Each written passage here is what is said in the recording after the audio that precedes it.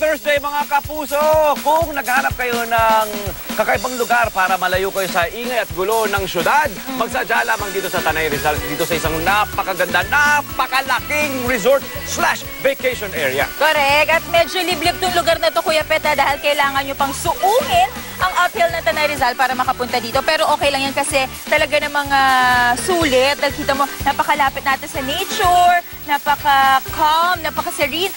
Talagang nakaka-relax, lalo na kapag sobrang na-stress ka na sa city life. Parang Oo, di ba? Parang ramdam ko yung stress, no? Parang pinaghugutan. At syempre, Mon, di ba, pagpasok mo sa resort, bubungad sa'yo itong napakalaking pool. Iyon. Kasyang-kasya ang iyong buong angkan, pati ang buong barangay. Correct. Kapuso. Buong ano, pati yung katig barangay. Katabi, barangay kasya na rin dyan. Pasok na pasok, di ba? Ayan. Pero alam mo, Kuya, pati hindi lang tayo nag-e-enjoy dito. Kasi si Arn mukhang nagsa-sightseeing din dito. Di ba, Arn?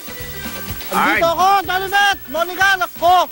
Alam nyo ba, nag-ikot-ikot ko kanina at meron kong nakitang kiddie pool na meron ding mini waterfalls. Tapos sigurado mag-e-enjoy ang mga kids dito. Sarap!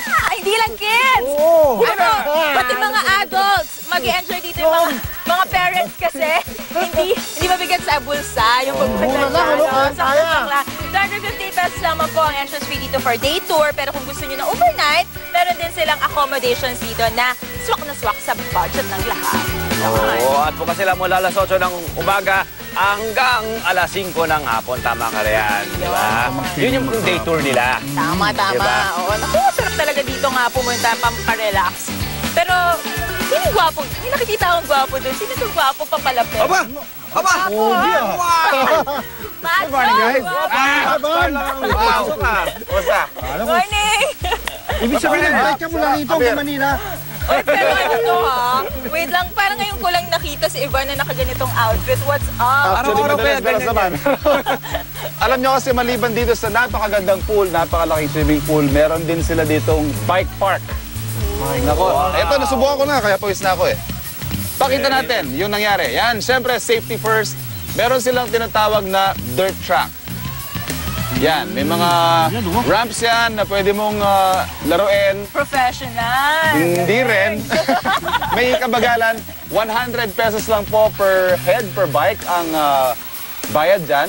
At kung wala naman kayong bisikleta, pwede rin kayo mag-rent for 80 pesos per hour lang. Ayan. Mainam. Yan ang, hindi nyo lang naririnig dyan, pero puro tili ako dyan eh.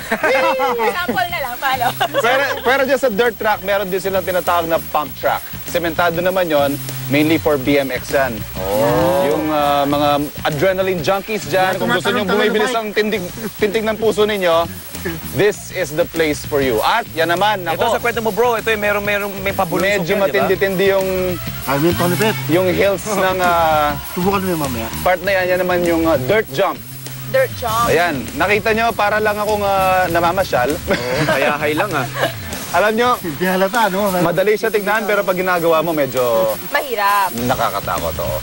Yan ho, yan nakikita nyo, that is not how to do it. Mamaya mapakita natin yung tama at medyo nakakabilib na performance ng isang BMX stunt rider dyan. Papakita sa atin ang ating UH Morning Star Very na exciting. si Alvin Santos. Yan, meron Very siyang nice. exhibition. I love Mamaya it. siguro pwede kayo mag-bike, ako magsuswim.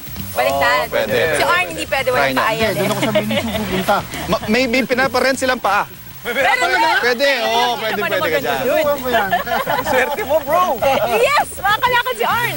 Okay, guys. Yan, abangan nyo yan dito, ha? At ready na kami dyan. Yung UH Star, abangan nyo, ha? Back to studio! Let's go. Let's go. Let's go for it! All right.